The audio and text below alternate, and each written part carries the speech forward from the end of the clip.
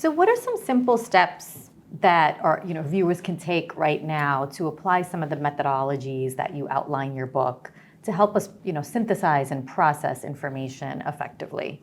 Specifically on the synthesis, I think that there's many practices that we can engage in. So one simple ones which I've practiced and I think is a wonderful training tool is improvisational theater.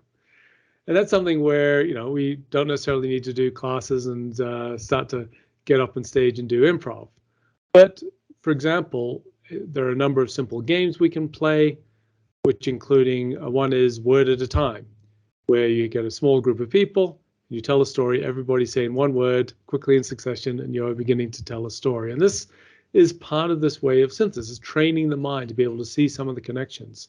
A lot of research into our ability to get insight shows us that there is this way of alternating between this state of focus and analysis and thinking, and to disengage from that, to get out into the natural world, for example, to look around, see things, and to alternate. And we can build this practice of being able to say, all right, I'm going to work hard, I'm going to get to a brick wall in what I'm trying to think through, and then to be able to come back and to watch the clouds for a while, or whatever it may be, and being in a far broader state of mind and actually designing this alternating states of mind. So those are a couple of examples of what we can do to assist our capacity for synthesis. And there's a variety of other techniques in the book.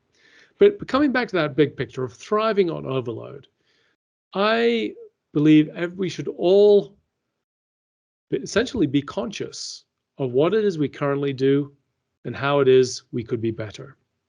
So in the Thriving on Overload interactive course that I mentioned, the outcome of that is creating a personal information plan, where it is you have a plan for how it is you deal with information yourself. Now, the course is very valuable, but you don't need that.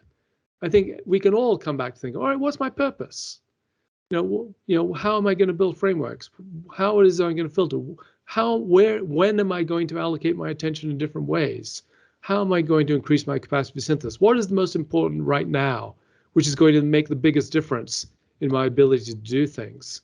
And I think anybody can sit down. So I mentioned that 90-minute session. So for example, one 90-minute session, say, all right, I'm going to sit down and I'm going to think, what do I actually do in the morning? What information sources do I look at? Could they be some better information sources? Am I spending the right amount of time with that? Should I spend a little bit of time reading something which is I know is of high value every day? When's the best time of day to do that? These are some simple questions which anybody can ask themselves. And once you've got, you might spend a bit of time to think through that. Then you've actually said, all right, I've identified some ways in which I can engage better with information. And that's something any of us can do.